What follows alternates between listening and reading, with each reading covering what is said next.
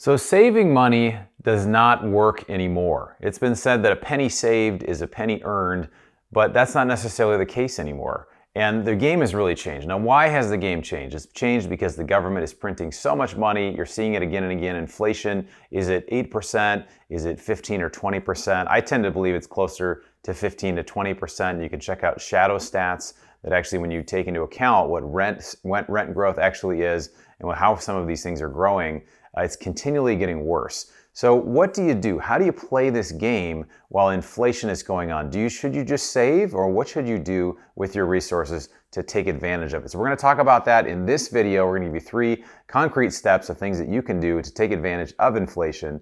Also, we're going to have a great quote for you at the end. So stick around, you're going to enjoy it.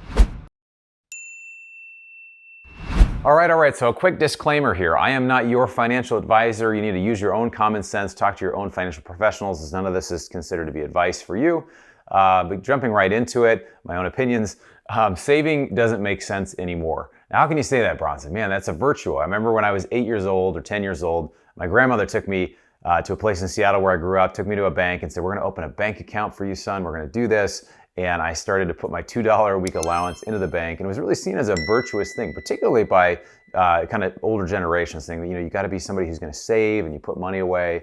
And she was kind of the Depression era, and so saving was just an incredible value. There was incredible value in saving, and it's not necessarily the case anymore. And even Robert Kiyosaki has been saying this for years, but it's really never been more true than today. Is that savers are losers. It doesn't mean that they have a capital L on their head. They're losers. Le who? The her. They are people that are losing their capital by just keeping it under the mattress, keeping it in their bank with no interest being paid.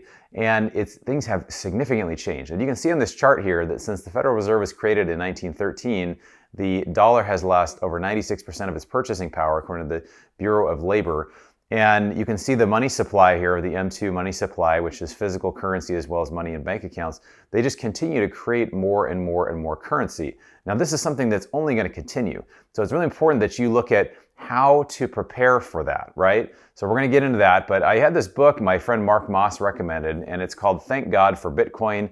I have changed my tune on Bitcoin. There's another video that came out recently about how I was wrong on Bitcoin. But anyway, this book talks a bit about the idea that money itself can be corrupt. Now, how can money be corrupt? Money is an inanimate object. How can it actually be corrupt? Well, what happens is if I have dollars, I'm holding dollars, and all of a sudden there's new dollars being created. What happens without my permission is that because there's more dollars there, the value of my dollars are going down, and that is actually theft from the community of people that holds dollars, right? So if you kind of buy that logic and you say, yeah, okay, actually money is actually being stolen from me without my permission, then that really is corruption. And it basically says that when the money itself is corrupt, the nature of money is corrupt, it encourages more corruption. It encourages more theft. And so we really don't have sound money anymore. And so with all of this, the government can't stop spending. Well, why can the government not stop spending? Because if they stop spending, this whole kind of debt-based system and asset prices and everything comes crashing down. What do you do then? What are some ways that you can kind of take advantage of this, and how should you look at it if saving doesn't work anymore? We're going to jump into that. Okay, so what can you do about all this? Well, the first thing you can do is to spend money to buy stuff, or you can spend your dollars, I should say, to buy stuff, because dollars and money are not necessarily the same thing. And I'm going to jump into that. But costs are continually rising, right? Everything is costing more. So for me, if I know I'm going to need more canned goods, more food, more clothing, more supplies of any kind, toilet paper, whatever it is, going back to the pandemic, toilet paper shortage, bottled water, all this stuff, just to buy more stuff, right? Because we know in the future, in general, all this stuff that we buy and we use all the time is going to cost more and more in the future. So that's a way to get a return on your investment, just by buying stuff now that you'll need over the next year or two. So it's something to consider to buy that. The second thing you can do is to buy money. And what do I mean about buying money? Well, if you take this right here, these right here, this is currency. It's not actually money. It used to be you could take these and you could go exchange them for silver and gold. And now you're not able to do that. JP Morgan said this. He said, gold is money and everything else is credit. What does he mean by that? And this was 100 years ago. He basically was saying that gold itself is money. It's just currency, and these other things everything else is just simply an IOU. So if there's a tightening in credit or something happens, these that you hold may not actually be worth what you think that they're worth. So, you can use these, the currency or the funny money or the stuff that's being printed more and more to buy things that are actually real, that will hold their value, such as gold and silver. I like gold and silver. You can also buy Bitcoin, you can buy art, you can buy collectibles, you can buy things that will store their value. So that's something that's really important to look at. The third thing is that you can buy assets that pay you to hold them.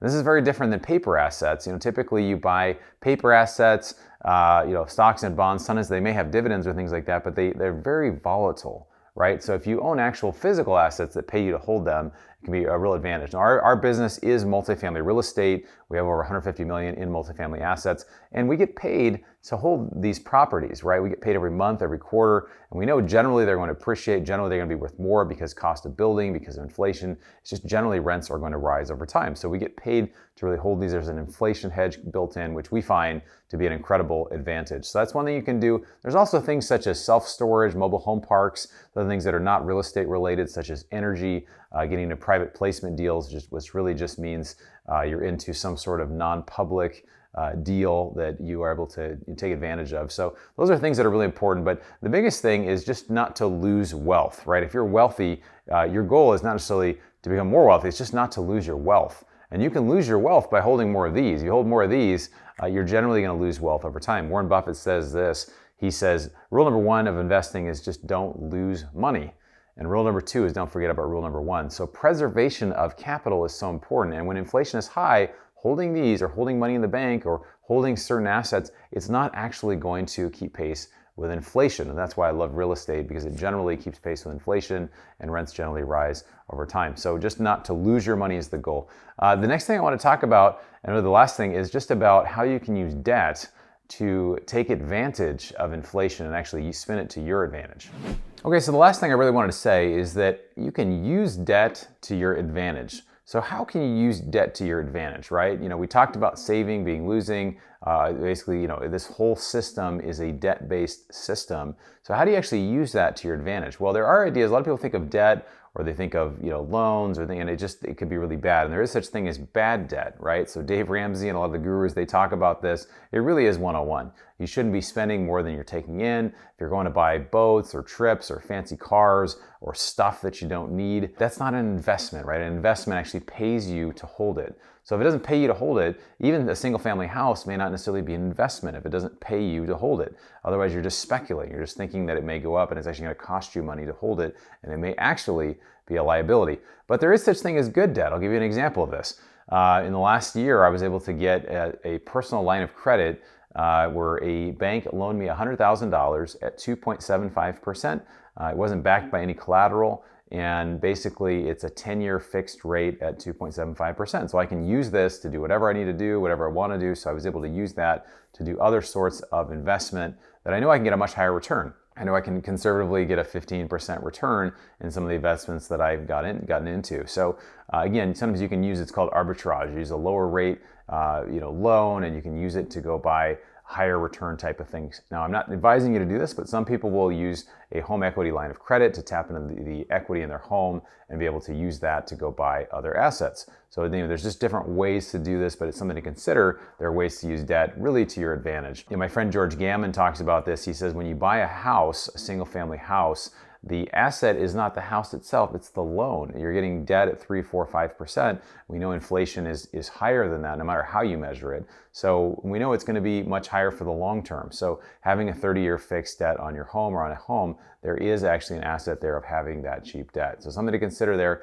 This is really what we do with our business. So you can see one of our apartments back here. We basically buy apartments. We'll put 20 to 25% down. And we'll see these properties appreciate over time because rents typically keep pace with inflation. So if our property that we've put 20-25% down rises by 20-25%, we've typically doubled the value that we have in the property, which is amazing. So just even a small increase in the value can really have a dramatic effect because we're using debt, because we're using leverage. Now you do want to consider your downside risk. I mean, there are higher risk type things, like if you're borrowing a bunch of money and putting it in crypto or other things, just know what risks you have that are there, okay? So it's not saying just go out and get a whole bunch of debt and everything, but if you're buying assets that you feel are pretty stable, there are some ways to potentially take advantage of this. Those are some things that I am doing. So the conclusion really here is to use your currency to go buy stuff. You can use debt, use wise debt or cheap debt to go buy assets that pay you to hold them.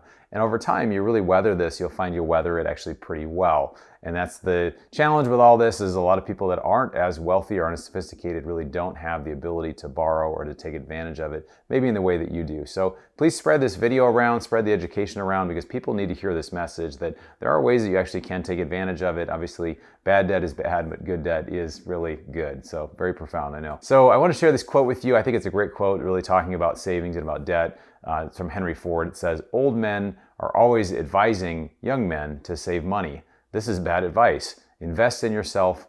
I never saved a dollar until I was 40 years old." And again, this is the great Henry Ford. By this time, at 40, he was probably very wealthy. So whether you are wealthy or not, I think this is a message that instead of just advising people just to save, we should really advise people to to educate themselves, to work on themselves, to grow, so that they know how to take advantage of this. So if you're curious on how do you actually, some other ways to take advantage of inflation, we do regular investing panels and we talk about inflation. So every couple of months we do this. You can check out one of these panels up here, just some great experts, some world-class people that I respect a lot, talking about inflation, talking about what you can do to take advantage of it. So check that out. And then I want to hear in the comments below, what are you doing to take advantage of inflation? That would really help our community. If you could just stick a comment below, make sure you like this video, consider subscribing, and we'll look forward to seeing you on the next video.